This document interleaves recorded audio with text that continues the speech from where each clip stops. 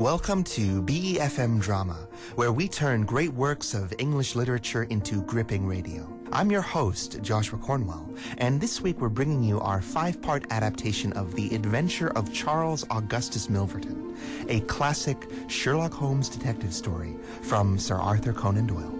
Milverton is a criminal mastermind Holmes describes as the worst man in London, a blackmailer holding stolen private documents that threaten the reputation and future of his client. Having failed to reason with the master criminal, Holmes and his companion Dr. Watson have resorted to drastic measures, a late-night burglary of Milverton's house with the intention of breaking into his private safe and destroying the embarrassing letters that threatened the detective's client. The burglary was proceeding smoothly, and Holmes had just succeeded in cracking the safe when the two men were suddenly disturbed by a noise. Now our two heroes rush to conceal themselves as we rejoin the story in the 4th episode of The Adventure of Charles Augustus Milverton here on BeFM Drama. Holmes furiously gestured for me to follow and conceal myself behind the long curtain set against the window. It was only when I had joined him there that I heard what had alarmed his quicker senses. There was a noise somewhere in the house. A door slammed in the distance, then a confused, dull murmur resolved itself into the measured thud of heavy footsteps rapidly approaching. They were in the passage outside the room. They paused at the door. The door opened. There was a sharp snick as the electric light was turned on. The door closed once more, and the pungent reek of a strong cigar was carried to our nostrils. The footsteps continued backward and forward, within a few yards of us. Finally, there was a creak from a chair, and the footsteps ceased. Then a key clicked in a lock, and I heard the rustle of papers. So far, I had not dared look out, but now I gently parted the curtains in front of me and peeped through. From the pressure of Holmes's shoulder against mine, I knew that he was sharing my view.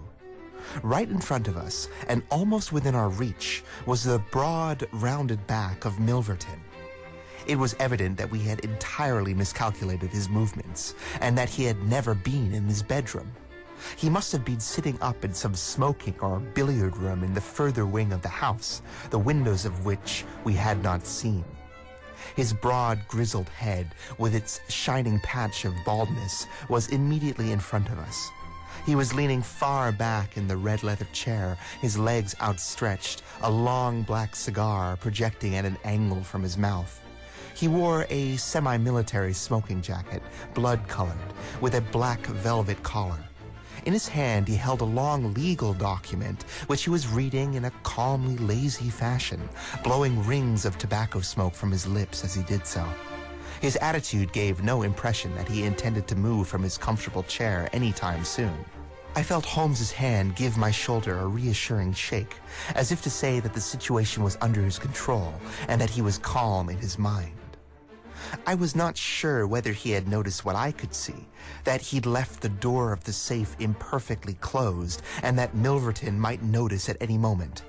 In my own mind, I had resolved that if I was sure, from the rigidity of his gaze, that the safe had caught his eye, I would at once jump out, throw my greatcoat over Milverton's head, pin him down, and leave the rest to Holmes. But Milverton never looked up. He was only interested in the paper in his hand. It's all right, I told myself. When he has finished the document and the cigar, he will go to his bedroom. Before he had reached the end of either, however, there came a remarkable development which turned our thoughts in another direction entirely. Several times I had seen Milverton look at his watch, and once he had stood up and sat down again with a gesture of impatience. The idea, however, that he might have an appointment at so late an hour never occurred to me until a faint sound reached my ears from the veranda outside. Milverton dropped his papers and sat rigid in his chair. The sound was repeated, and then there came a gentle tapping at the door. Milverton rose and opened it.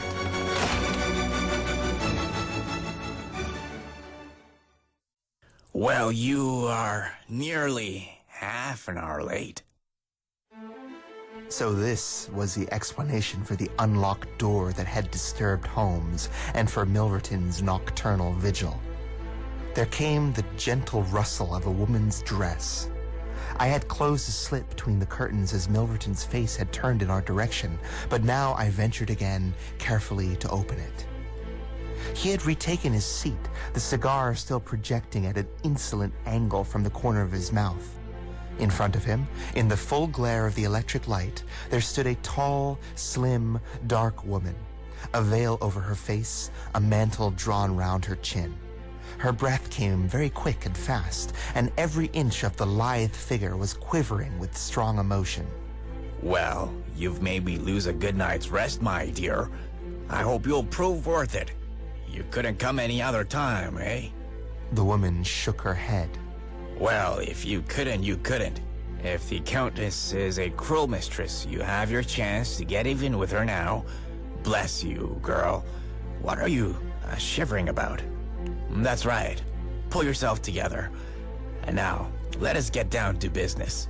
He took a notebook from the drawer of his desk. You say that you have 5 letters which compromise the Countess Dalbert. You want to sell them, I want to buy them.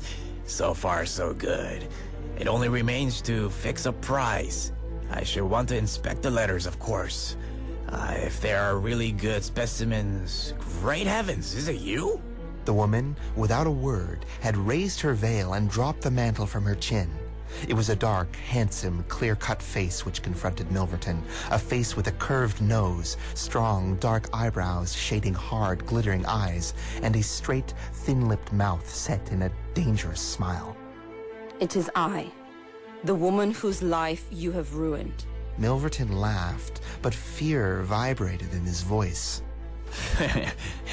You are so very obstinate. Why did you drive me to such an extreme action?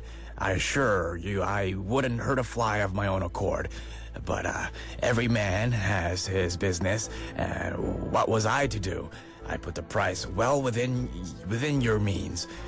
You would not pay. So you sent the letters to my husband, and he, the noblest gentleman that ever lived, a man whose boots I was never worthy to lace. He broke his gallant heart and took his own life in despair. You remember that night? When I came through that same door, I begged and prayed you for mercy, and you laughed in my face, as you are trying to laugh now. Only your coward heart cannot keep your lips from twitching. Yes, you never thought to see me here again, but that was the night which taught me how I could meet you face to face and alone.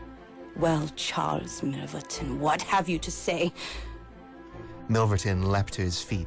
Don't imagine that you can bully me. I've only to raise my voice, and I could call my servants and have you arrested. But I will make allowances for your natural anger. Leave the room at once, as you came, and I'll say no more. The woman stood with her hand buried in her bosom and the same deadly smile on her thin lips. You will ruin no more lives as you have ruined mine.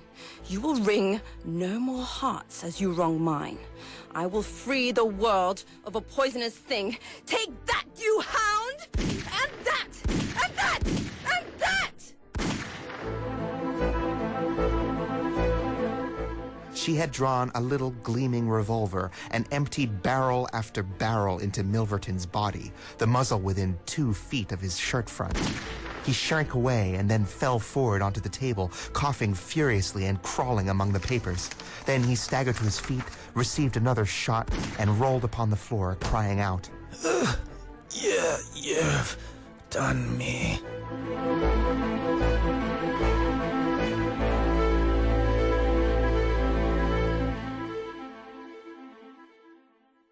With those final words, he lay still, his smoking jacket stained a darker, deeper red. The woman looked at him intently, then ground the heel of her boot into his upturned face. She stood for a moment, listening carefully as the smell of gun smoke mingled with the reek of Milverton's still burning cigar. But there was no sound or movement in the house. A moment later, I heard a sharp rustle. A gust of chill night air blew into the heated room, and the Avenger was gone.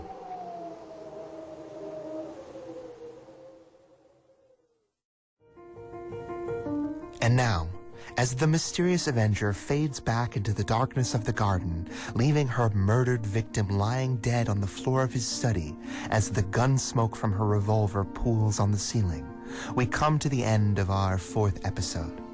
The disgraceful Milverton lies dead, but Holmes and Watson are still at risk, trapped in his house with their own tasks still unfinished, and looking for all the world as if they themselves are guilty of murder. Join us tomorrow evening as we bring you the thrilling final episode of the adventure of Charles Augustus Milverton here on BeFM Drama.